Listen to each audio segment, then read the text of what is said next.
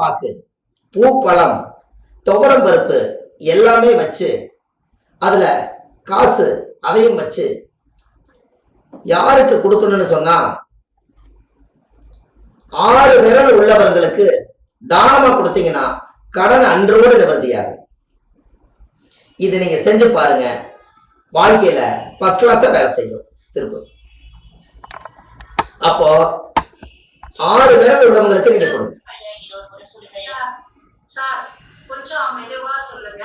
அதே மாதிரி உங்களுடைய போனை இப்படி திருப்பி வச்சிருக்கீங்க சார். ஏன்னா வீடியோல சாலிவா தெரியுது ஐயா. இது ஓகே. Super super. இது ஓகேங்களா? எழுதுறாங்க, அதனால கொஞ்சம் ஸ்லோவா சொல்லிருங்க. இதுல யாரோ ஒருத்தர் மட்டும், ஒருத்தர் அல்லது 2 பேர் மட்டும் அவங்க எழுதி முடிக்கிறாங்க தெரியுது. யாருமே எல்லாரும் போட்டுருங்க.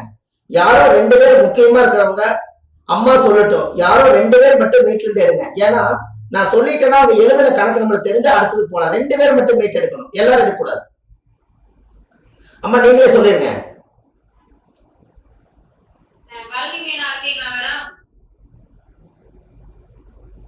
மீனாட்சி தேவி, விஜயகுமாரி சொல்லுங்க. அவ்வளவுதான். ஏதோ ஒரு அறிகுறி தெரிஞ்சதை நம்ம அடுத்த பரிகாரத்து போக முடியும். வீட்டுல அமைதியா இருக்கணும். டிவி சீரியல் அதெல்லாம் போடக்கூடாது. வேற ஏதாவது சார் இருந்தாலும் நாங்க என்ன சார் நேம் யாருக்கும் தெரியல எடுக்கலாம். யாராவது கொடுத்துருவாங்க. சிவாய நம. சார் நீங்க அடுத்த வருஷம் ஓகே. சிவாய நம. அம்மா நீ சவுண்ட் இல்லாம ஃபேமிலில சவுண்ட் இல்லாதவங்க செஞ்சுக்கீங்க. சிவாய அம்மா நீங்க கூட யாரோ ஒருத்தர் மட்டும் பேசிட்டு வாங்கம்மா. நான் சொல்றதெல்லாம் கண்டிப்பா நீங்க சரி அப்படிங்கிறது, எழுதியாச்சுங்கிறது, ஓகேங்கிறதும் நீங்க சொல்லுங்க. அப்பதான் அடுத்துக்கு போக முடியும். இப்போ அம்மா நீங்க இப்ப இந்த கடன் பரிகாரம் எழுதிட்டீங்களா எல்லாருமே? இன்னும் ஒரு முறை சொல்றேன். ஓகே. அதாவது கடன் பரிகாரம் என்னன்னா, செவ்வாய்க்கிழமை அன்னைக்கு செவ்வாயுடைய ஓரையில அதிகாலையில சிவப்பு வேஷ்டி துண்டு, வெத்தலை பாக்கு, துவரம் பருப்பு, பூப்பழம் எல்லாம் வச்சு 6 விரல் யாருக்கு இருக்குதோ அவங்களுக்கு கொண்டு போய் செவ்வாய்க்கிழமைக்கு முதலே சொல்லி வச்சு அவங்களுக்கு ஒரு சாந்தப்படுத்தி இது தானமா கொடுத்துட்டு இன்னையோட என்னோட கடன் நிவர்த்தி ஆகட்டுன்னு மனசு நினைச்சிட்டு அவங்களுக்கு ஒரு தட்சணை வச்சு அவங்களை திருப்தியா சாப்பாடு கொடுத்து அவங்க மனசார அந்த தட்டை வாங்கிட்டாங்கன்னா உங்களுடைய கடன் குறைய ஆரம்பிச்சிடும். அதுல இருந்து உங்க தோஷம் விலகி. அது ஏன் கடன் சொல்லுங்க சார்? 6 விரல் உள்ளவங்களுக்கு ஏன் நான் கடன் சொன்னேன்? 6ஆம் இடம் என்பது கடன். 6ஆம் இடம் என்பது கடன். அப்போ 6ஆம் பாவத்தை இயக்கினால் நம்மளுக்கு இந்த தோஷ நிவர்த்தி ஆகும். அப்போ அதுல எத்தனையோ லட்சத்துல ஒருத்தர், 1000த்துல ஒருத்தர் தான் 6 விரல் உள்ளவங்க இருப்பாங்க. அவங்க 6 விரல் உள்ளவங்க அவங்க கை நீட்டி நம்மளுடைய பிரச்சனை வாங்கிட்டாங்கன்னா அன்னையில இருந்து உங்களுக்கு கடன் நிவர்த்தி ஆகிறதுக்கு வழி பிறக்கும். அம்மா இப்ப சரியா? Very good. இந்த இல்ல 6 விரல் உள்ளவங்களுக்கு தான் பாசிட்டிவா வேலை செய்யும். அது நம்ம தெரிஞ்சு பார்த்து யார் இருக்கிறாங்கன்னு கேட்டு வச்சுதான் அதை நம்ம செய்யணும். அதுக்கு அடுத்தது நம்மளால 6 விரல் உள்ளவங்க கிடைக்கலன்னா ஐயா கேட்டது கரெக்டு. புல்லாங்குழல்ல நாட்டு சர்க்கரையை போட்டு மலையடிவாரத்துல கொண்டுட்டு போய் கால் மிதிபடாத இடத்துல கொண்டு போய் புதைச்சு வச்சுட்டீங்கன்னா அதுக்கு மேல 6 மண்விளக்கு தீபம் ஏற்றி 1 கிலோ கரும்பு சர்க்கரை அது மேல போட்டு வந்துட்டீங்கன்னா உடனே அப்படியே எறும்புகள் எல்லாம் அப்படியே வருவாங்க. ஆஹா, நம்மளுக்கு இன்னைக்கு யாரோ ஒருத்தர் நம்ம இறதேட போலான்ட்டு இருந்தோம், இந்த இடத்துல இத்தனை தீனியை நம்மளுக்கு கொடுத்துருக்காங்க, ஏதோ ஒரு மகராச ஏதோ ஒரு பிரச்சனைக்காக கொடுத்துருக்கிறாரு, அவர் பிரச்சனை இன்னையோட போகட்டுன்னு 1000 எறும்புகள், லட்சக்கணக்கான எறும்புகள் எல்லாம் வாழ்த்தி அந்த அந்த புல்லாங்குழலுக்குள்ள புகுந்து எல்லா தீனியும் எடுத்து சாப்பிட்டுட்டு வாயில்லாத ஜீவன் வாழ்த்தும் போது உங்க கடன் அடியோட அந்தோட அத்து போயிடும். இது புல்லாங்குழல் பரிகாரம். இதையும் எழுதி வச்சுக்கோங்க, சிறப்பா இருக்கும்.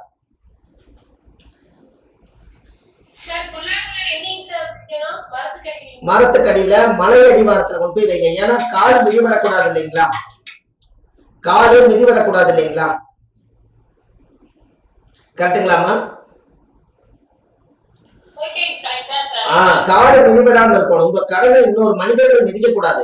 ஏற்கனவே நம்ம முன்ஜென்மத்துல ஏதோ ஒரு பாவங்கள் செஞ்சிருப்போம். அந்த பாவத்துக்கு பரிகாரம் தான் கடனே. அந்த போன ஜென்மத்துல நம்ம விட்டுட்டு வந்த கடனை இந்த ஜென்மாவில் அடைக்கிறோம். அதனால ஒரு மலை சார்ந்த இடம் எல்லாமே சிவனுடைய ஆதிக்கமா வரும். அதனால நீங்க அந்த கோயில்ல நீங்க அது மனசார செய்துட்டு வாங்க. ஒரு மலையடிவாரமா இருக்கணும், இல்ல ஒரு தெய்வங்கள் வாழ்ற இடமா இருக்கணும். நீங்க புதைக்கிற இடம், புல்லாங்குழல மண்ணுக்குள்ள வைக்கிற இடம் யாரும் காலில் மிதிபடக்கூடாது. புரியுதுங்களா? ஆமா, அது மட்டும் நீங்க செய்யுங்க. சரிங்களாமா? யாரோ ஒருத்தர் சரின்னு சொன்னீங்கன்னா அடுத்ததுக்கு போலாம். ஓகேங்க சார் ஓகே. அடுத்தது, பாவங்கள் தீர்க்க பாவக்காய் தீபம் பரிகாரம். பாவங்கள் தீர்க்க பாவக்காய் பரிகாரம். பாவக்காயில் தீபம் போட்டதை பார்த்திருக்கீங்களா இது வரைக்கும்?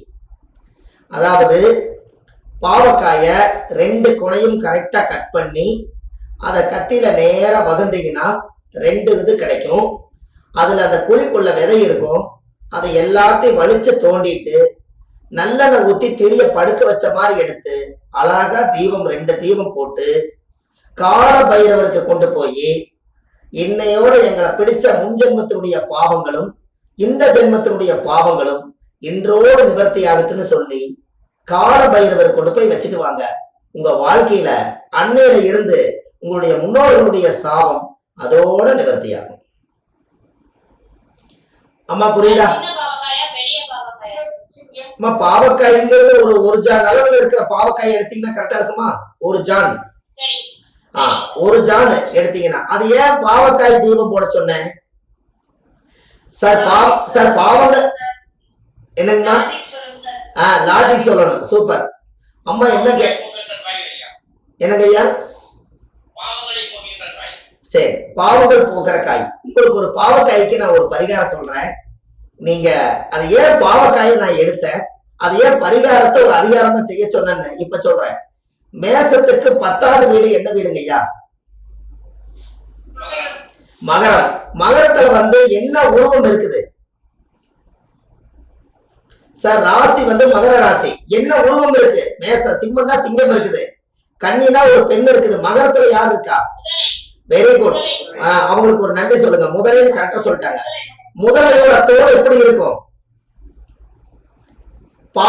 பாவக்காயுடைய முதுகு மாதிரி இருக்குமா?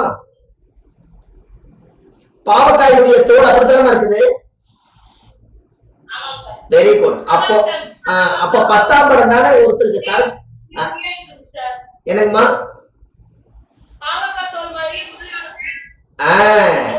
வெரி குட், கரெக்டா சொன்னீங்க. முதலையோட தோல் பாவக்காயுடைய தோல் மாதிரியே முதலையோட தோலும் இருக்கும்.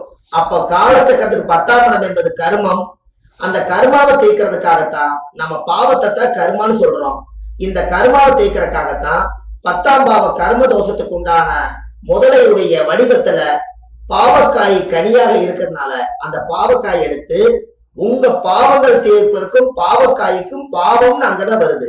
அந்த பாவக்காய 2 குணையில கட் பண்ணி வகுந்து அதுல இருக்கிற விதை எடுத்துட்டு அதுக்கு ஒரு சந்தன குங்குமம் எல்லாம் வச்சு ஒரே பாவக்காயில 2 தீபம் ரெட்டை தீபமா போட்டு கால பைரவரை நீங்க 10 முறை சுத்தி வரணும். அப்படி 10 முறை, 10ஆம் இடம் என்பத கர்மா, அந்த கால பைரவருடைய இடத்த 10 முறை சுத்தி, ஆண்டவனே இது யாரு செய்த பாவம் எனக்கு தெரியாது, என் முன்னோர்கள் யாராவது பாவங்கள் பண்ணியிருக்கலாம், அந்த பாவங்களுக்கெல்லாம் கால பைரவர் காலத்தை நிர்ணயம் பண்ணக்கூடியவர் கால பைரவரே, இன்னையோட என்னுடைய காலம் நல்ல காலமா இருக்கணும், என் பாவம் எல்லாம் இன்றோடு நிவர்த்தியாகன்னு சொல்லி நீங்க ஒரு பிரார்த்தனை பண்ணிட்டு வந்தீங்கன்னா அன்னையோட உங்களுடைய பாவம் எல்லாம் குறைஞ்சு உங்க வாழ்க்கை வளமாகும். எப்படி?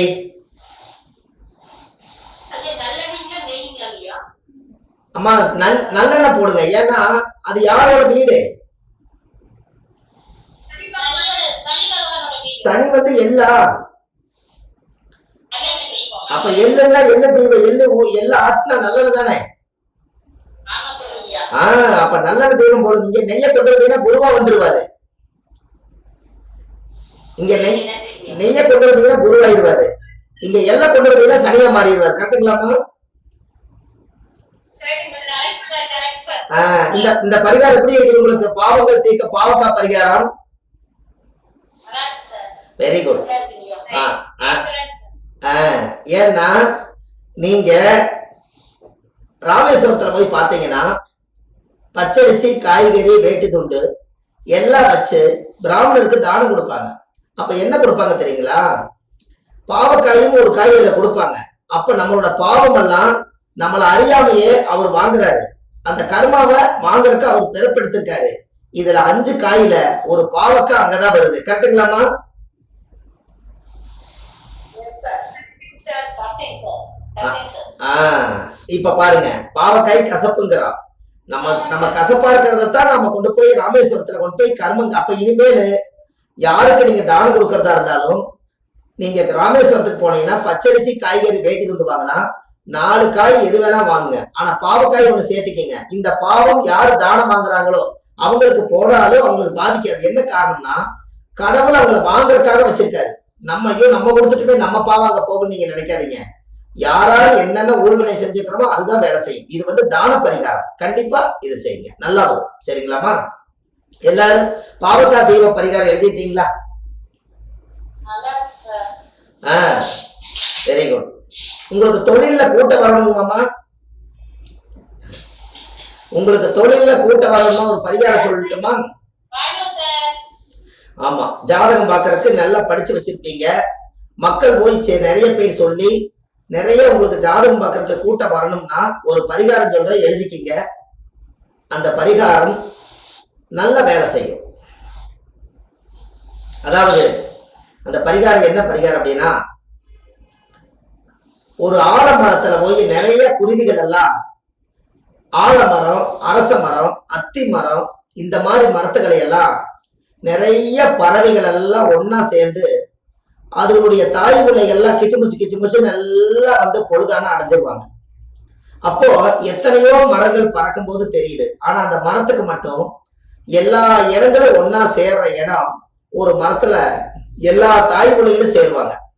உங்களுக்கு தெரியும் இல்லையா? அந்த மரம் எங்கேயாவது பாத்தீங்கன்னா ஒரு கிச்சுமுச்சுன்னு குருவிகளை கத்துமட்டமா? அந்த மரத்துல உங்களுடைய திதி என்ன திதியோ அந்த திதி அன்னைக்கு போய் ஒரு கிழக்க